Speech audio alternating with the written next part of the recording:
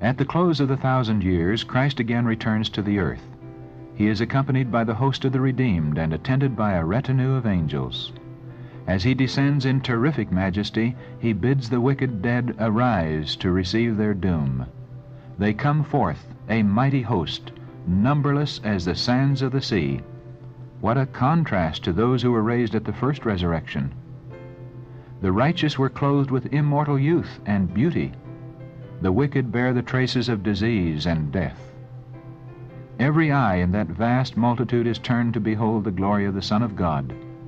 With one voice the wicked hosts exclaim, "Blessed is he that cometh in the name of the Lord." It is not love to Jesus that inspires this utterance. The force of truth urges the words from unwilling lips. As the wicked went into their graves, so they come forth with the same enmity to Christ and the same spirit of rebellion. They are to have no new probation in which to remedy the defects of their past lives. Nothing would be gained by this. A lifetime of transgression has not softened their hearts. A second probation, were it given them, would be occupied as was the first, in evading the requirements of God and exciting rebellion against Him. Christ descends upon the Mount of Olives, whence after His resurrection He ascended, and where angels repeated the promise of His return.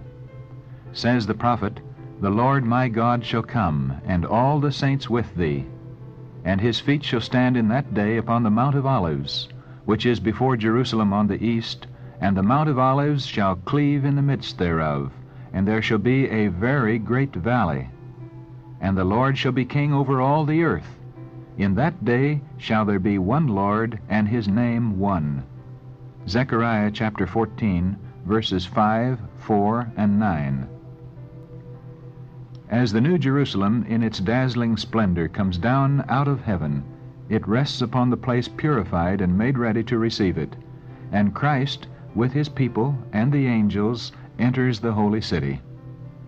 Now Satan prepares for a last mighty struggle for the supremacy.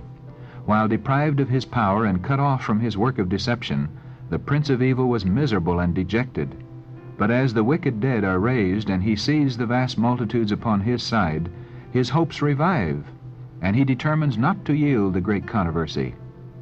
He will marshal all the armies of the lost under his banner, and through them endeavor to execute his plans.